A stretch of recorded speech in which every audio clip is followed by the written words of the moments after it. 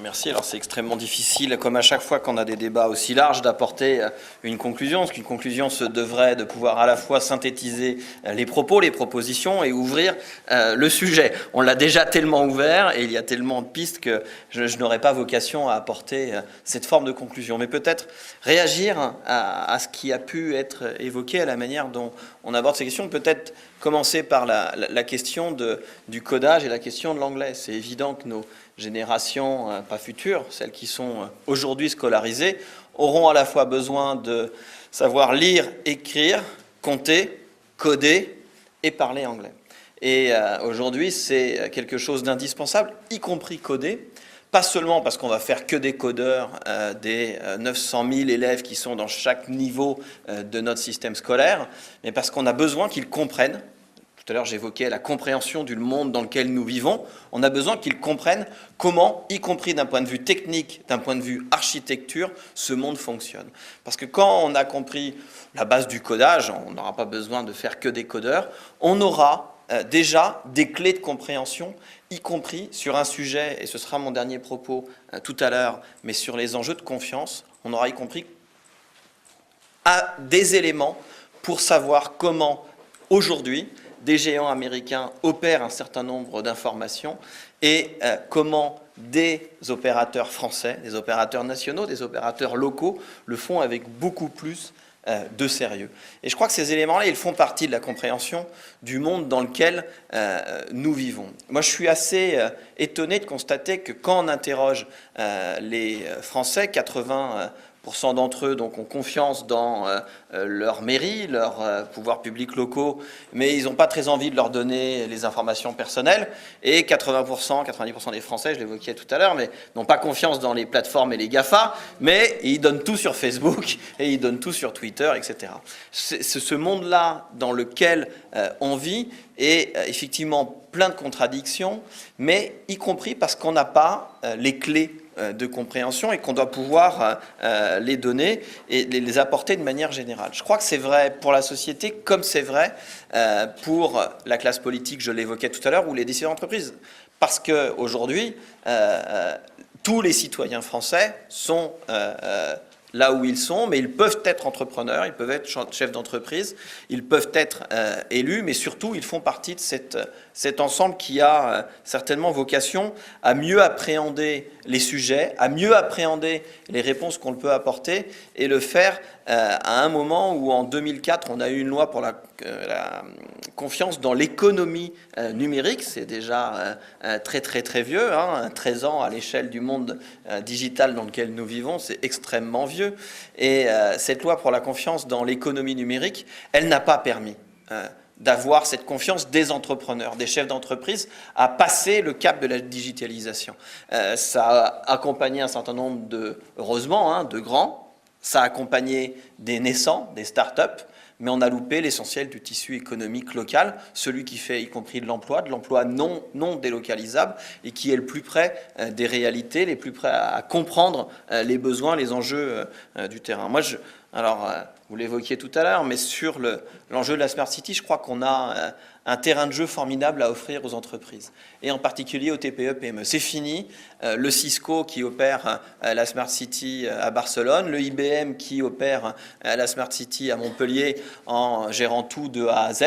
On l'a bien vu, ces deux territoires sont complètement, j'étais à Montpellier il y a 15 jours, complètement revenus, et y compris ces grandes entreprises, j'auditionnais Cisco ce matin et j'ai vu IBM il y a 2 semaines, ne sont plus dans ce schéma-là.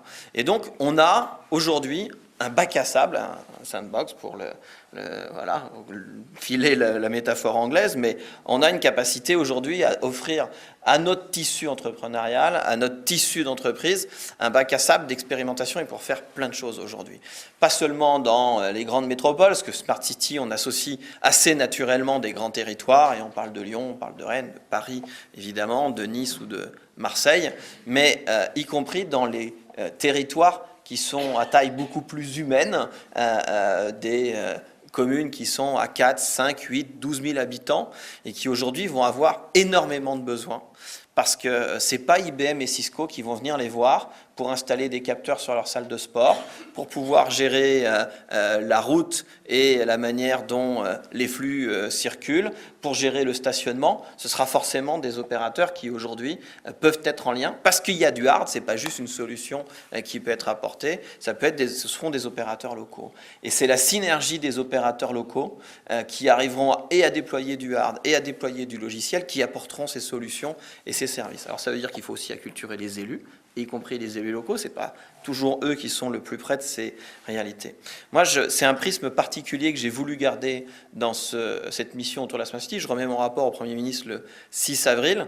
J'ai débauché Adeline Carampournis du Conseil national du numérique, qui avait travaillé sur le rapport de la transformation numérique des entreprises, et qui est donc aujourd'hui dans mon équipe totalement dédié à la Smart City, parce que je voulais ce prisme-là. Je voulais ce prisme, comment on accompagne, y compris notre tissu économique, autour d'une capacité, en plus qu'ont nos territoires, les villes opèrent beaucoup plus de services à la population et de services d'intérêt général en France que ça ne l'est dans la plupart des autres pays. Et donc si on arrive à bien le faire, il y a y compris un business local qui est extrêmement pertinent. Alors je ne vais pas rentrer dans les détails, mais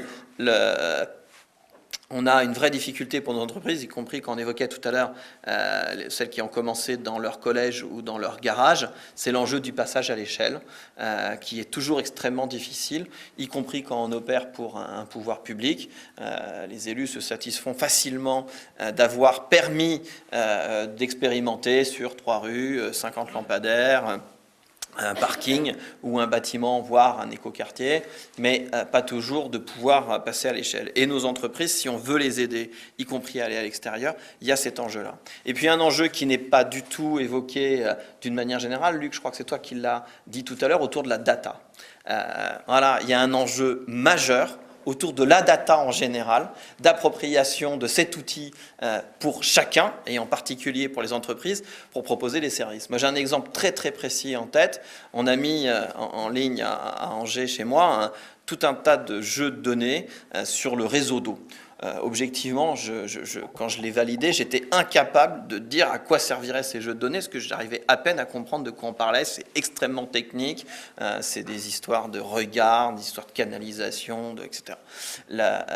Et puis on a découvert qu'il y avait une petite boîte locale dont le dirigeant est plutôt un geek, avait monté une petite appli en récupérant les données de la plateforme Open Data pour les regards, et notamment sur l'amiante qu'il y a dans les regards. Et il l'avait fait pour voir, lui a vocation d'essai, comment on pouvait utiliser de la donnée pour l'aider, lui. Puis il l'a laissé tomber. Et puis un jour, il a 2 de ses équipes qui l'appellent le même matin en disant « l'appli marche plus ». Et il dit « mais quelle appli ?» Et en fait, elles utilisaient depuis des mois ce petit bout de machin fait, pas dans son garage, dans son bureau, mais ça pouvait être son garage, pour opérer, et ça leur faisait gagner un temps fou. Et quand ils avaient réduit leur offre, le nombre d'heures de service quand ils prenaient un marché, c'était notamment parce qu'il y avait ces éléments-là. Donc l'open data, la data d'une manière générale, l'utilisation de la data, si nos entreprises ne comprennent pas qu'il y a cet enjeu-là derrière, quel que soit le secteur d'activité dans lequel vous êtes, on aura quand même de grosses difficultés à aller appréhender ce monde et cette transformation. Et puisque la table ronde évoquait la question de survie, oui, c'est certainement une question de survie. Dans survie, on entend urgence, et s'il y a cette urgence, il faut qu'on accompagne réellement cette transformation. Je ne reviendrai pas dans les détails de ce qu'on a évoqué lorsque j'ai auditionné le Sinov IT sur les Smart Cities, mais y compris aider les TPE, PME aujourd'hui à pouvoir répondre à des marchés publics, à des partenariats d'innovation, à des marchés de R&D, à des marchés à tranches qui aujourd'hui sont toujours compliqués à monter, qui en général écartent tout le tissu TPE, PME, y compris sur des innovations qu'on pourrait produire. Donc je crois qu'on a besoin là de pousser cette culture locale de l'innovation, de la création, de l'accompagnement de services, y compris pour que les uns et les autres puissent s'en servir. Je terminerai juste avec un élément. J'évoquais à l'instant la loi de 2004 pour la confiance dans l'économie numérique. Moi, j'ai voulu que la loi République numérique, dont j'étais le rapporteur, soit une loi qui soit une loi de confiance, plus dans l'économie numérique, mais dans la société numérique. Parce que demain, on ne pourra pas développer ni d'activité, ni de service, ni de business, d'une manière générale, si les citoyens français n'ont pas confiance dans le monde dans lequel nous allons vivre, dans l'exploitation de leurs données personnelles, la protection de leurs données personnelles, et s'ils ne savent pas ce qui est fait avec ces outils, de l'ensemble de ces données, et en particulier des leurs. Cette confiance dans la société numérique, elle doit passer à tous les niveaux d'usage, à tous les niveaux de pratique, et cette confiance, elle ne se décrète pas, elle ne peut que se construire, et si elle se construit entre tous les acteurs qui doivent être exemplaires. On n'est qu'au début de l'ère de la data, du coffre-fort numérique, du self-data, où on stocke nous-mêmes nos données, on donne des droits d'accès, la manière dont on va aujourd'hui gérer toute la privacy, tous les enjeux de protection de données personnelles. Eh bien, cette confiance-là, elle ne se décrète pas, mais elle doit se faire vivre. Et à chaque fois que, comme ce soir, on peut aborder l'ensemble de ces questions et les évoquer entre différents acteurs, je crois on fait un pas de plus sur une route qui va être assez longue, mais je crois qu'on va pouvoir le faire tous intelligemment. Donc merci au Synovacti et merci à tous les intervenants de la table ronde, parce que je crois que ce sont des moments comme cela qui permettent de construire cette confiance, de construire quelque chose de long terme, de durable.